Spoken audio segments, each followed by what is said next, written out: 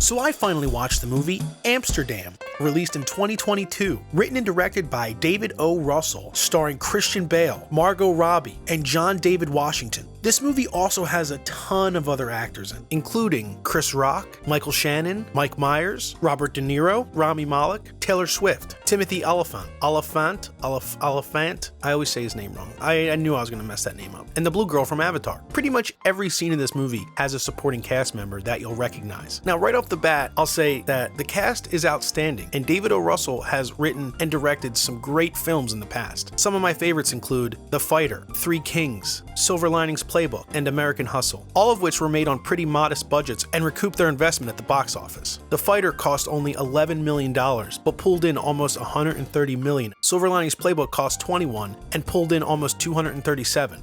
American Hustle cost $40 million and pulled in almost $258 million at the box office. Now, Amsterdam was his most expensive film, and it made almost the least money out of all of his movies, including I Heart Huckabee, which, you know, some people like that one. I am not a big fan.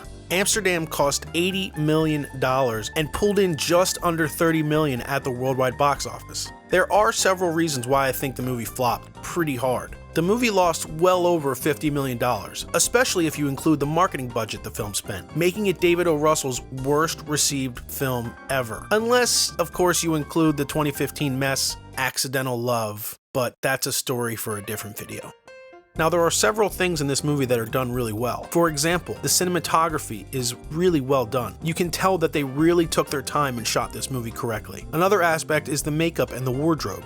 A lot of these actors almost look unrecognizable to what they normally look like, which is always an interesting touch. The set design, you can tell that they really put a lot of time and effort into these aspects of the film. These are all really strong characteristics that make this movie at least watchable, but it's pretty obvious that it was not well received and people just didn't like it. So why? Personally, I think a lot of it comes down to the film's inability to pick what it wants to be. It's teetering on the edge of a dark comedy and a whodunit, but it never really finds its footing, so therefore it just comes off as more of a boring mess. Another thing that I really didn't like about this movie was a lot of the line delivery was just stiff. It almost felt like a lot of these actors got their lines the day they had to shoot the scene, and they come off as if they're just reading the script opposed to delivering a line. Personally, I feel that line delivery is one of the most important aspects of a film. And I know that might sound obvious, but I'm just going to say it. If I don't believe that a character is actually saying these things, and I instead see the actor just saying these lines, then I can't get invested in the story. I can't immerse myself in the world of the story. And that's how I felt through a lot of these scenes of this movie. Just take a listen to this. Here's some examples of what I'm talking about. It's a very important case. Yeah. Pays very handsomely. Nice. We have a lot of back bills. People depend on us, our business. Oh my God, that poor girl. I can't bear this. Something is very wrong, Harold. Even I was done talking to you. You'll never be done talking to me. That's enough, Sergeant. Absolutely, I can get that to you. Plus, I can get you the preliminary autopsy report and the Bill Meekins estate papers. Are you the kind of doctor that's gonna leave me bleeding out and I'll have to shoot in the back? Because let me tell you. I hope so. Because when it comes to love, there's nothing quite so good as clarity. I agree. Personally, I feel that these actors are capable of delivering a line, so I definitely don't feel like it's the actor or even the dialogue that's holding it back. Personally, I feel like it's a culmination of the direction given to the actor and the line they have to deliver. We all know that Robert De Niro is a great actor. I personally like John David Washington, and most of the movies he's in, I don't feel like he delivers lines this stiff. Now, you could argue this is a characteristic of this character, but it doesn't come off that way. It comes off as an actor reading a line, very dull. And if that's the direction you gave the actor, then there's probably just a problem with the direction or the vision for the scene. I'm not saying every line has to be delivered with energy, but there needs to be a certain amount of believability in the words that the actors are saying. And that, to me, is what these scenes are lacking. Don't get me wrong, I love dry humor comedy. Some of my favorite comedies are extremely dry and deliver lines with straight faces, which is part of the punchline. Take a movie like Hot Fuzz. There are certain lines in that movie that are delivered so dry, but they hit so hard because of that. Whereas in this movie, the lines are delivered dry and it just comes off as stiff. Now, at the end of the day, this is a pretty simple movie with a pretty simple premise, but the structure of the story kind of adds this level of confusion to make it more of a whodunit, but that just adds to the level of confusion in a bad way. Meaning that the story is simple, but they try to make it interesting by making it more confusing. Now, where some movies succeed at making a simple story interesting by trying to make it more confusing, this one does not benefit from that. If anything, the film just feels like it drags on. There are scenes that are in the movie for character development, but they feel like they just last too long.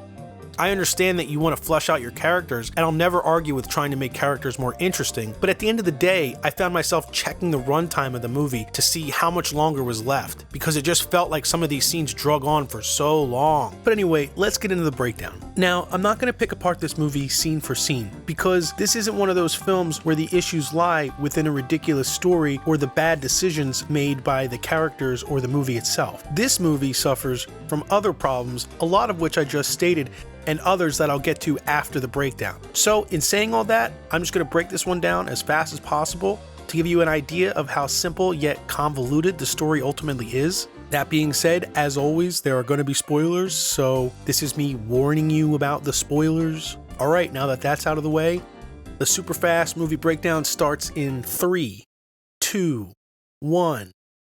So basically, this movie is about a character named Bert, who was played by Christian Bale, who was sent to fight in World War I by his estranged wife's parents in 1918. While stationed in France, Bert befriends a soldier, Harold, played by John David Washington. After sustaining injuries in battle, they were both cared for by Valerie, played by Margot Robbie, an eccentric nurse who makes art out of the shrapnel she removes from soldiers. All three of them become extremely close friends. The trio then moves to Amsterdam to live together. Bert eventually returns to New York to be with his wife, while Harold is left to fulfill his aspirations of becoming a lawyer and pursue a romantic relationship with Valerie, whom he had fallen in love with. After Bert returns home, however, he is soon arrested for abusing morphine and is put in jail. Harold asks Valerie to use her family's connections to get Bert out of prison. She reluctantly does this, but in the process also leaves Harold in the middle of the night. Harold then returns to New York with Bert. After 15 years, Bert has established his own medical practice that serves war veterans, and he still maintains a strong friendship with Harold, who is now a lawyer. Neither of them have had contact with Valerie since leaving Amsterdam. Harold requests that Bert conducts an autopsy on Bill Meekins, a former regiment commander and a senator who has passed away. Meekins' daughter, Elizabeth, played by Taylor Swift, suspects foul play in her father's death. Assisted by nurse Irma Sinclair, played by Zoe Saldana, Bert performs the autopsy and discovers a large quantity of poison in Meekins' stomach, leading them to believe that he was indeed murdered. When they meet with Elizabeth to discuss the results, she is unexpectedly killed by a hitman who frames Bert and Harold for her murder. The two friends must flee from police while trying to uncover the truth and clear their names. Their investigation leads them to Tom Vose and his wife Libby, played by Rami Malek and Anya Taylor-Joy. It is revealed that Valerie is actually Tom's sister, and she had urged Elizabeth to hire Bert and Harold due to their trustworthiness. Tom and Libby keep Valerie under constant surveillance, claiming that she suffers from a nerve disease, which she does not. Bert and Harold speak with Tom, who suggests that they talk to Gil Dillenbeck, played by Robert De Niro, a famous and decorated veteran who was close to Meekins. Bert attempts to contact Dillenbeck while Harold spends the day with Valerie at her home. They observe the hitman, Milfax, played by Timothy Oliphant, and follow him to a forced sterilization clinic that belongs to the organization simply named Council of Five. After a scuffle with Milfax, Harold and Valerie reunite with Bert. Valerie then takes them to meet with her former benefactors from Amsterdam, Paul Canterbury and Henry Norcross, played by Michael Shannon and Mike Myers, who are also intelligence community spies. Paul and Henry revealed that the Council of Five intends to overthrow the American government, and they believe that Dillenbeck can help foil their plot. The trio meets with Dillenbeck, who is offered a large sum of money on behalf of an anonymous benefactor to deliver a speech advocating for veterans to overthrow President Franklin D. Roosevelt and replace him with Dillenbeck as a puppet dictator. Dillenbeck agrees to the offer and intends to make the speech at a reunion gala hosted by Bert and Harold, hoping to expose the mastermind behind the plan. During the gala, Dillenbeck deviates from his prepared speech and reads his own. Milfax attempts to shoot him, but Harold and Valerie intervene. Milfax is apprehended, and the Council of Five is exposed as four industry leaders, including Tom, who are obsessed with fascist leaders Mussolini and Adolf Hitler, and seek to establish a fascist government in America. Tom and his cohorts are arrested, but they soon defame Dillenbeck in the media after their release. Dillenbeck testifies before Congress about the incident and returns home to live out his life. Harold and Valerie leave the country since they cannot be together in the United States. Burt bids them farewell and plans to reopen his medical practice and pursue a relationship with Irma. The film concludes with original footage from the 1930s of retired Marine Corps Major General Smedley Butler's testimony to the U.S. Congress. This dictatorship. The plan as outlined to me was to form an organization of veterans to use as a bluff or as a club. Alright, did you get all that?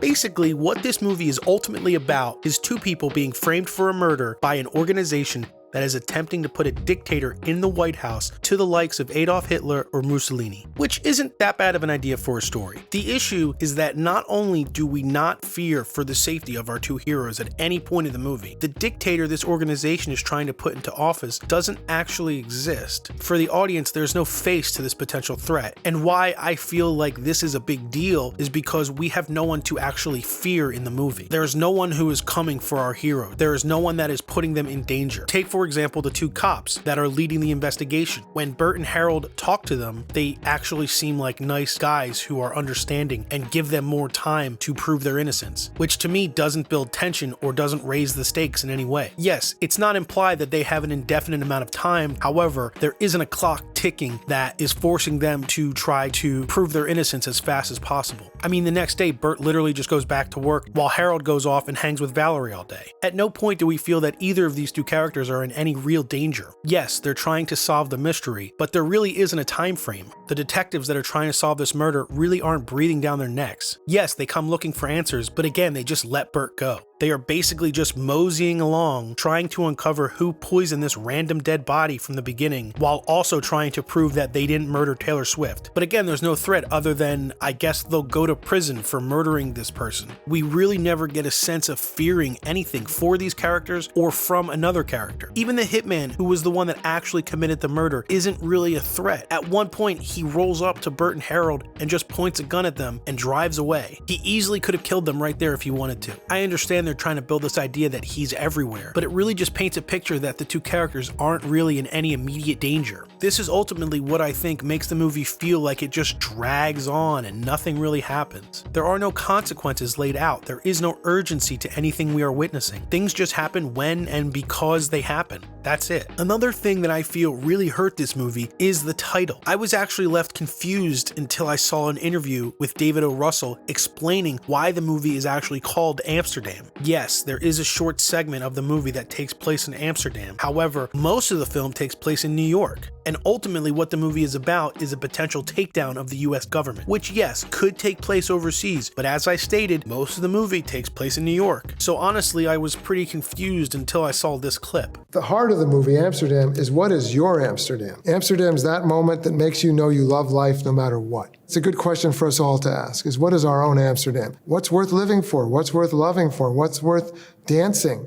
and singing? And although this is a great message to portray in a film, the idea that that is what the movie is ultimately about is completely lost. There are only a small portion of scenes that tie into this message, and the only way you'd know that that is what they are hinting at is if someone told you before you watch the movie, hey, this movie is about that moment that makes you love life no matter what. Then maybe you could connect the scenes and scenarios to the message that the movie is about. But even then, it's a bit of a stretch. I'd imagine that if you asked 1,000 people why they think the movie is called Amsterdam and what they feel the message of the movie is actually about, that you wouldn't get more than 10 of them to give you the correct answer, according to David O. Russell. And honestly, 10 might be a stretch. Now, I'm not implying that every movie you watch, you necessarily immediately know the overarching message or what the director was trying to say with the story. But I'd say that if you don't, and the movie is still considered to be a great film, that's most likely because the movie is rewatchable, and through multiple watches, the message becomes clearer and clearer. I honestly can't see many people wanting to rewatch this movie,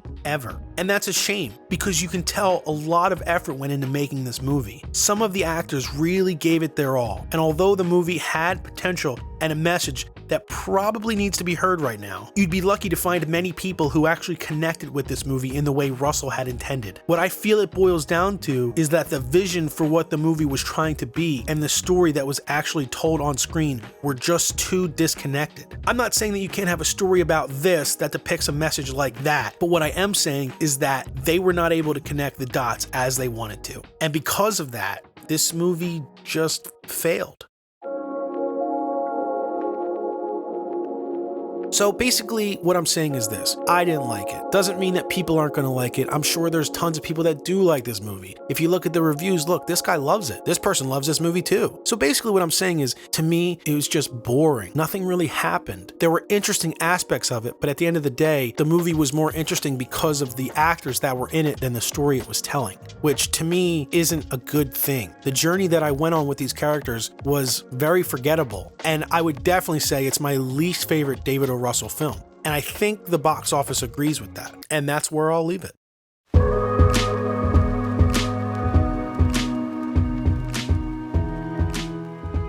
Thanks as always, guys. If you like this video, please consider leaving a like on it. Please consider subscribing. Maybe even share it with the person you love most. I don't know. But I appreciate you guys making it to the end, and I will see you in the next one.